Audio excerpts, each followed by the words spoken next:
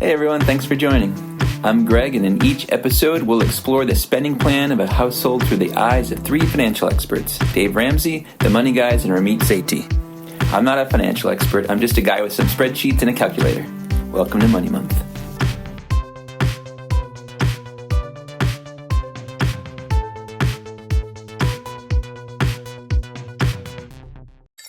Last episode, we looked at this spending plan through the eyes of the Money Guys. This episode, let's see what Ramit Sethi would say about this. Today we're going to revisit the spending plan of a 27-year-old from Oklahoma with no kids. Let's get started. Okay, 27-year-old from Oklahoma with no kids. You have $9,000 in assets, $3,350 in investments, $1,325 in an emergency fund, $0 in pre-planned savings, $0 in high-interest debt, and $8,100 in low-interest debt for a total net worth of $5,575. You have a gross monthly income of $3,200. Your net monthly income is $2,645. So over a year, it's about $36,000 a year. Now let's do a breakdown of fixed costs. Rent is $735. Grocery is $230. Car loan is $300. Water is $45. Electricity $100, internet $100, phone $120, insurance is $80, transportation is $200, clothes $20, subscriptions $25, miscellaneous for things you forgot $188, for a total fixed cost of $2,143. Your investments $175 going toward pre-tax retirement savings, your 401k, and your savings goals are $235 going to an emergency fund. Guilt-free spending, $92. Ramit Sethi has the ladder of personal finance. Let's see which rung you're on and how long it will take you to get to the last rung. The first rung, save enough in your employee retirement plan to get the employer match. To do this, find out how much your employer matches, then contribute that amount to your retirement plan.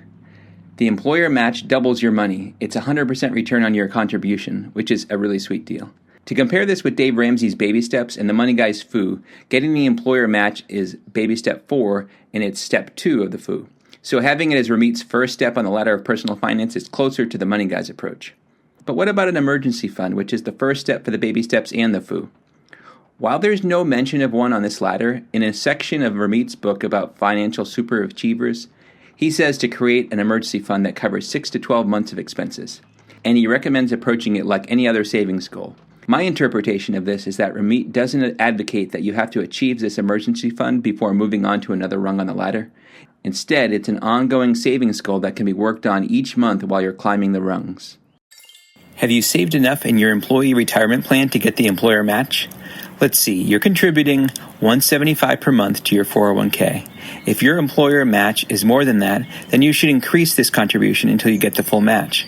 On the other hand, if your employer match is less than $175 per month, then you should decrease your contribution until it equals the employer match and use the extra amount for the next rung on the ladder of personal finance. Since I don't know your employer match amount, let's say it's $100 per month. You should decrease your contribution to $100 per month, then use the $75 for your emergency fund and or the next rung on the ladder. Once you change your contribution to equal the match, then congratulations, you've completed the first rung on the ladder of personal finance. But before we move on to the second rung, let's discuss your emergency fund. Since Ramit's plan is for you to save the emergency fund at the same time as the other rungs on the ladder, let's see where you are with that. Have you saved enough in your emergency fund to cover 3, 6, or 12 months of expenses? To find that out, you take your fixed costs and multiply that by 3, 6, and 12. Your fixed costs are $2,143. So 3 months of that would be $6,429. 6 months of that would be $12,858, and 12 months would be $25,716. How long would it take you to save each? Well, you've already saved $1,325, so for the 3 months, you just need to save another $5,104. For the 6 months, you need another $11,533, and for the 12 months, $24,391. How much are you able to save into your emergency fund each month? Well, you are already saving $235 per month, which is 9% of your net monthly income, and Ramit recommends saving between 5 to 10%, which is between $132 and $264. So let's leave it at $235 since it's in that range. So for the 3-month emergency fund, $5,104 divided by $235 per month, that would take you about 22 months to save up that amount, which is about 2 years. For the 6-month emergency fund, $11,533 divided by $235 is 49 months, which is about 4 years. And the 12-month emergency fund would take you 109 months, which is about 9 years. So while you're saving toward this emergency fund each month, you would also climb to the next rung on the ladder. The second rung, pay off your credit card and any other high-interest debt using a debt payoff plan.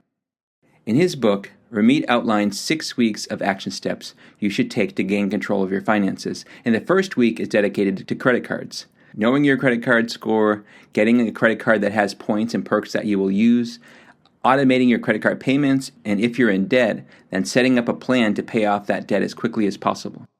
Ramit's approach to credit cards is the same as the money guy's. If you can pay it off every month, then credit cards can be convenient and give you points and perks, but if you can't pay them off each month, you shouldn't use them. Ramit has even had a guest cut up a credit card live on his podcast, which is something that Dave Ramsey would applaud. But the difference between Dave and the others is that Dave recommends everyone cut up their credit cards, regardless of whether you have the means and the financial discipline to pay them off each month. One last note. While Dave doesn't distinguish between low interest and high interest debt, and the money guys have rules about what is low and high depending on your age and the interest rate, my impression is that for Ramit, high interest debt is debt that has interest rates that are between 12 to 30%, like is commonly found with credit card interest rates. Have you paid off your credit card and any other high interest debt using a debt payoff plan? You don't have any credit card debt or high interest debt, so congratulations, you can move on to the next rung on the ladder. The third rung. Save the max amount in a Roth IRA. Have you maxed out your Roth IRA? First, find out the maximum amount you can contribute to a Roth IRA. You'd have to look up what the limits are, but in 2024, if you're under age 50, you can contribute $7,000 this year, which is about $583 per month. Since you only have $75 left to invest, you would put all of that into a Roth IRA. Once you've set up that account, invested the money into a low-cost fund, and automated a recurring payment into that fund, then you've done all you can with the third rung, but you haven't been able to max out your Roth IRA, so you're stuck on this rung until you can do that. To complete this rung, you could increase your income or reduce your expenses or both. And also note that you have a car loan that you've been paying $300 per month towards. Once that's paid off, then that will free up that $300 per month. When will that be paid off? Let's look at a debt calculator.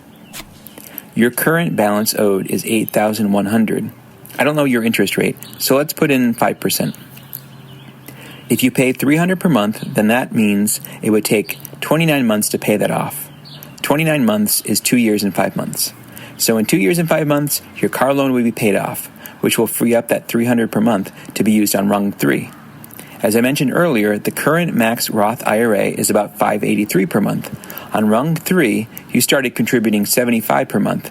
If you added the $300 that you were putting towards your car loan, that would total $375 that you could contribute to your Roth IRA, but you still wouldn't be maxing it out.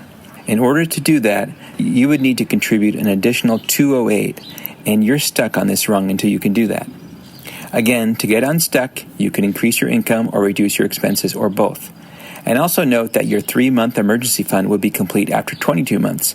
So maybe after that's complete, you could take $208 that you had been saving into your emergency fund in order to complete this rung on the ladder. That would leave you with $27 to use for the next rung. The fourth rung, save the max amount in your employer retirement plan. For 2024, the 401k contribution limit is $23,000 per year, which is about $1,916 per month. You could add the $27 to your retirement savings of $100 to bring the pre-tax savings to $127 per month, and your total investments to $710 per month. Since you haven't reached the pre-tax contribution limit of $1,916 per month, you'll be able to begin rung 4, but you won't be able to complete it. Again, to climb to the next rung, you can increase your income or reduce your expenses, or both. Now let's look at a retirement calculator to see what those investments will add up to when you reach retirement age. At 27, you are already on rung 1, contributing $100 per month to retirement and getting a $100 per month employer match, which totals $2,400 per year. You could skip rung 2, and you are starting rung 3, contributing $75 per month to a Roth IRA, which is another $900 per year, which totals $3,300 per year. Historically, the market has given 10 to 11% rates of return, but let's be conservative with this and say 7%. And according to the spending plan, your current retirement savings are $3,350. You would do this for about 2 years. After 2 years, your retirement savings would be $10,666. Then you would add the $235 you are contributing to your emergency fund and $300 that you are paying on your car loan, which adds another $535 per month to your investments, which brings your yearly investment to $9,720. And you would do this starting at age 29 until age 65.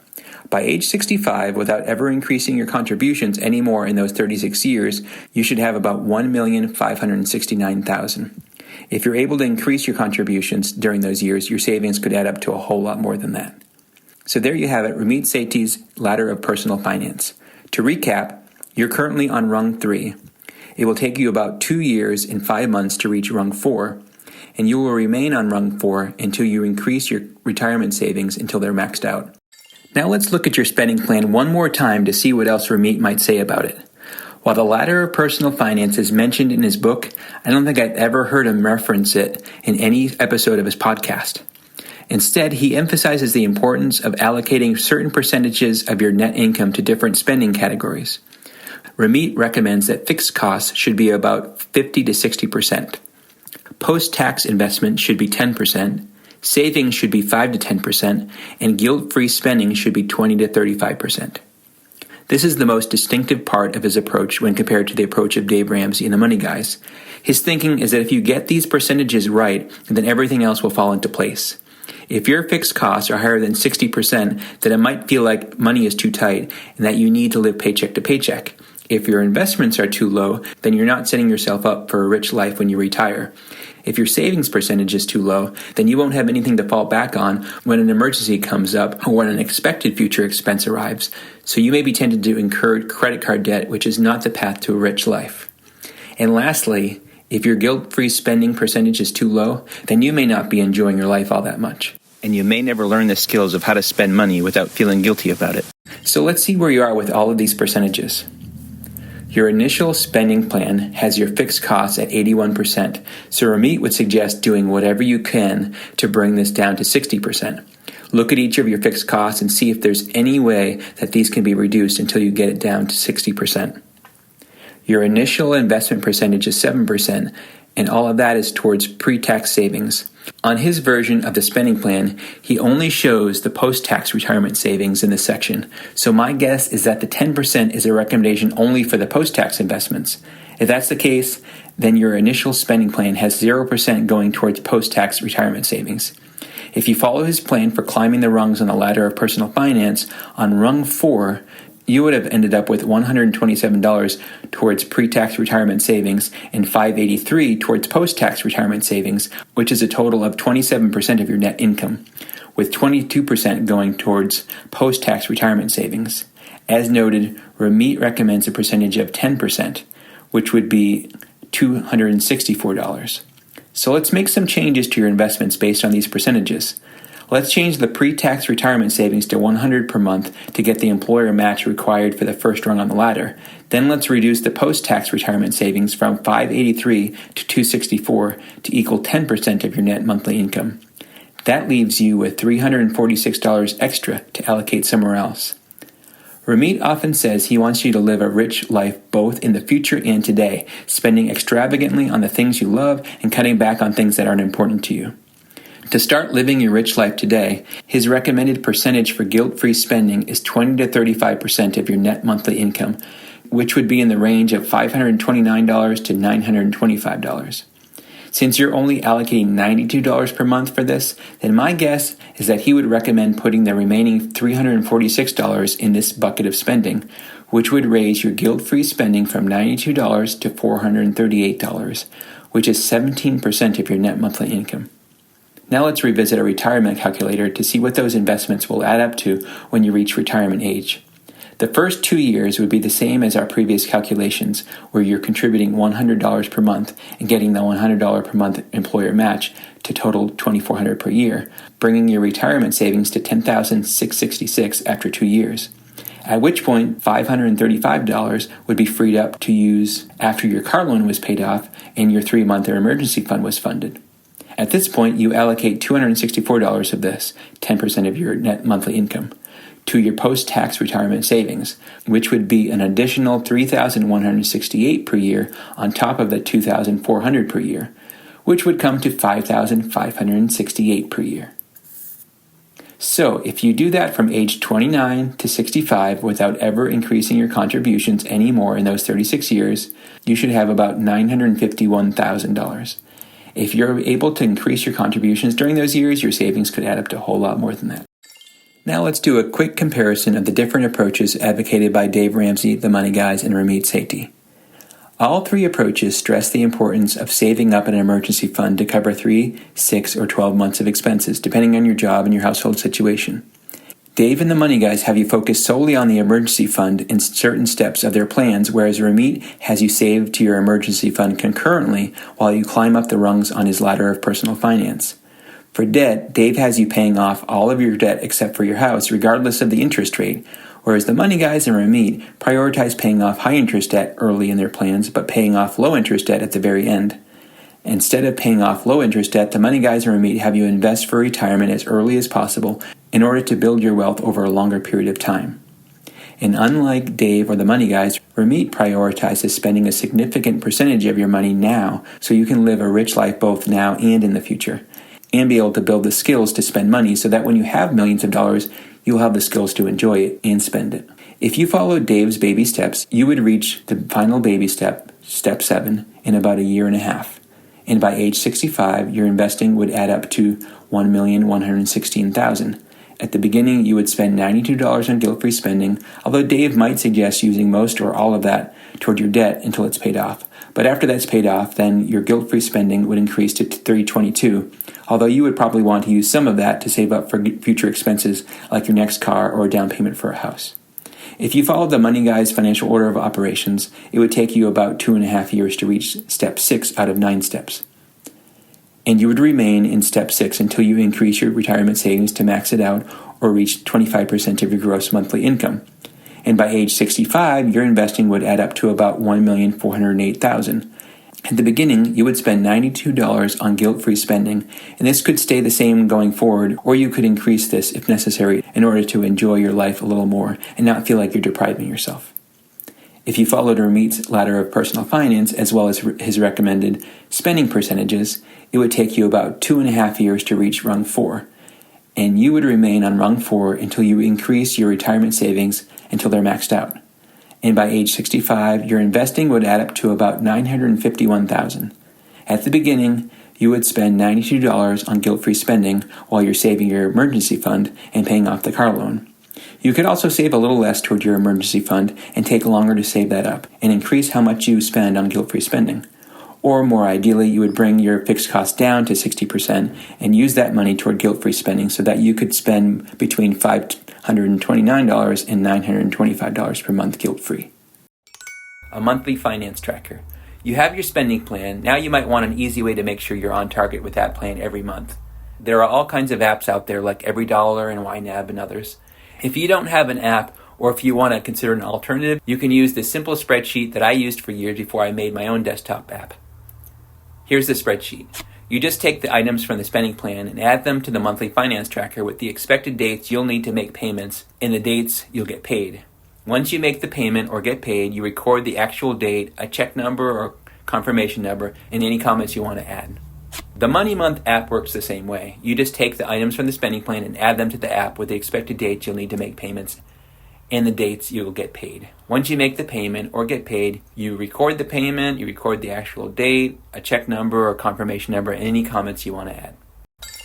If you have any comments or questions about the spreadsheets, the MoneyMonth app, or my analysis of anything, feel free to hit me up in the comments, and I'll do my best to respond to you in the comments or in a future episode. I'll put links out there for you to download those for free in case any of those look useful to you. Whether you're following Dave Ramsey's baby steps, the Money Guy's FOO, Ramit Sethi's ladder of personal finance, or your own plan, the key is finding a plan that works for you and sticking to it. And that's a wrap on another episode of Money Month. Thanks for joining. If you enjoyed the show, please like, subscribe, review, add comments, and tell your friends. If you want to play along at home, I'll add some links so you can download the spreadsheets in the desktop app. We'll be back soon with more tips, tricks, and insights to help you achieve your personal finance goals. Until then, keep learning, keep growing, and keep making every month count with Money Month.